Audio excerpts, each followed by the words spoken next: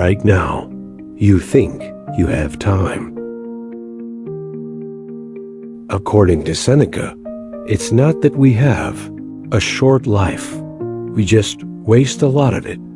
We delay things that matter. We spend time on things that don't. And before we realize it, time is gone. But what if that's the biggest lie you've been telling yourself? You act like mortals in all that you fear, and like immortals in all that you desire.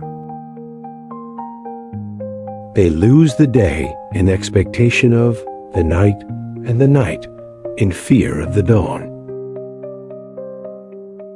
I shall never be ashamed of citing a bad author if the line is good. Enjoy present pleasures in such a way as not to injure future ones. Life is like a play. It's not the length, but the excellence of the acting that matters. We are more often frightened than hurt, and we suffer more from imagination than from reality. Often a very old man has no other proof of his long life than his age. It is not the man who has too little that is poor, but the one who hankers after more. But life is very short and anxious for those who forget the past, neglect the present, and fear the future. A gift consists not in what is done or given, but in the intention of the giver or doer. If you live in harmony with nature, you will never be poor. If you live according what others think, you will never be rich. If you really want to escape the things that harass you, what you're needing is not to be in a different place, but to be a different person. It is not that we have so little time, but that we lose so much. The life we receive is not short, but we make it so. We are not ill-provided, but use what we have wastefully. Until we have begun to go without them, we fail to realize how unnecessary many things are. We've been using them, not because we needed them, but because we had them. People are frugal in guarding their personal property, but as soon as it comes to squandering time, they are most wasteful of the one thing in which it is right to be stingy. Withdraw into yourself as far as you can. Associate with those who will make a better man of you. Welcome those whom you yourself can improve. The process is mutual, for men learn while they teach. It's not because things are difficult that we dare not venture. It's because we dare not venture that they are difficult.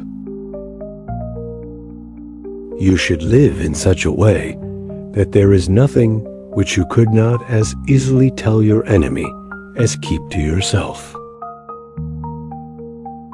Nothing is burdensome if taken lightly, and nothing need arouse one's irritation so long as one doesn't make it bigger than it is by getting irritated.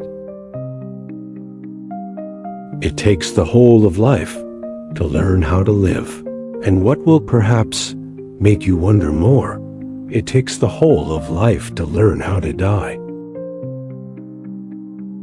But when you are looking on anyone as a friend, when you do not trust him as you trust yourself, you are making a grave mistake and have failed to grasp sufficiently the full force of true friendship. What is harder than rock? What is softer than water? Yet hard rocks are hollowed out by soft water. Of all people only, those are at leisure who make time for philosophy, only those are really alive, for they not only keep a good watch over their own lifetimes, but they annex every age to theirs. I have learned to be a friend to myself. Great improvement this. Indeed, such a one can never be said to be alone, for know that he who is a friend to himself is a friend to all mankind. A woman is not beautiful when her ankle or arm wins compliments, but when her total appearance diverts admiration from the individual parts of her body. Philosophy calls for simple living, not for doing penance, and this simple way of life need not be a crude one. Each day acquire something that will fortify you against poverty, against death, indeed against other misfortunes as well. And after you have run over many thoughts, select one to be thoroughly digested that day. When a person spends all his time in foreign travel, he ends by having many acquaintances but no friends. The greatest obstacle to living is expectancy, which hangs upon tomorrow and loses today. You are arranging what is in fortune's control and abandoning what lies in yours.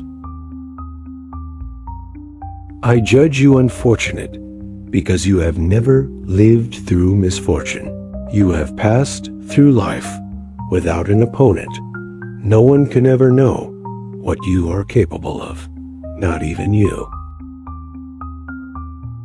People who know no self-restraint lead stormy and disordered lives, passing their time in a state of fear commensurate with the injuries they do to others, never able to relax.